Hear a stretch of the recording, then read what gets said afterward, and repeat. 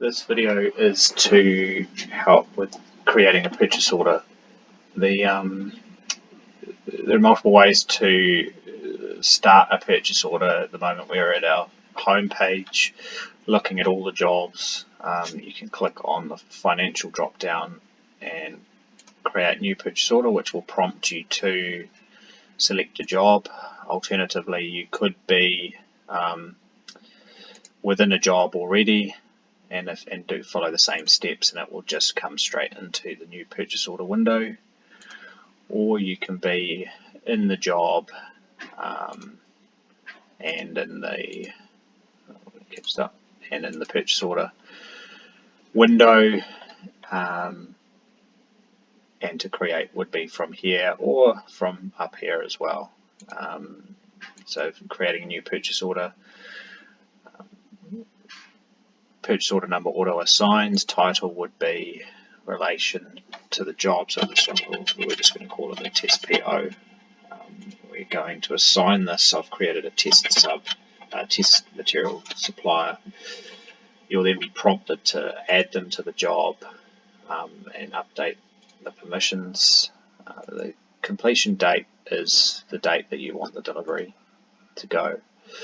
Cost codes, we've covered that off, but you want to make sure you select the right cost code.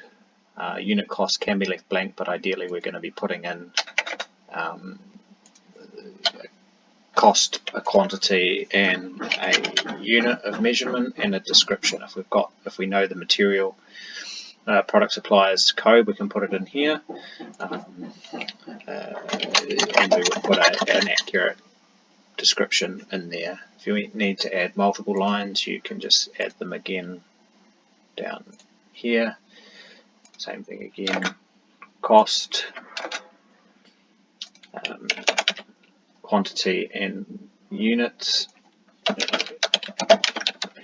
So once you've got everything that you need in as a cost, you will then you don't need to worry about, for a material purchase, you don't need to worry about any of these functions here, but you would click materials only just for clarity. You then click save and release. It will prompt you to not have the states that the supplier doesn't have an email address, which we will skip. And then once it's released, we want to click here on change status to manually approve the purchase order. Once that is done, we want to save the purchase order, and then this is where we'll print.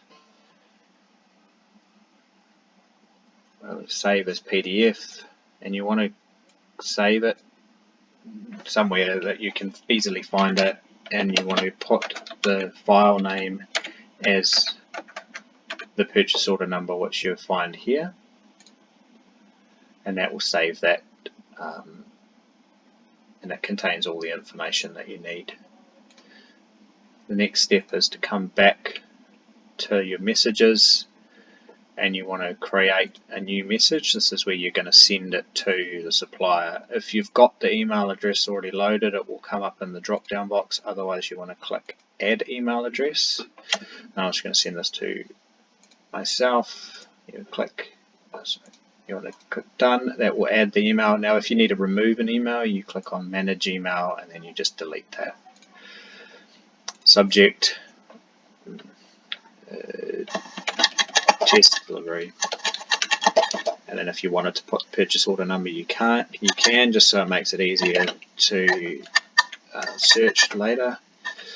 You put your body of the email in for what you want to send to the supplier, and then you want to add in the purchase order which you've saved to the desktop here, and that will add, and you attach that.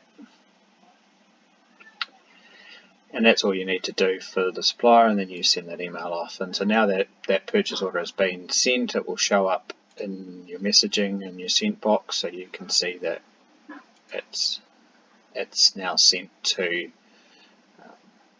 off to the supplier.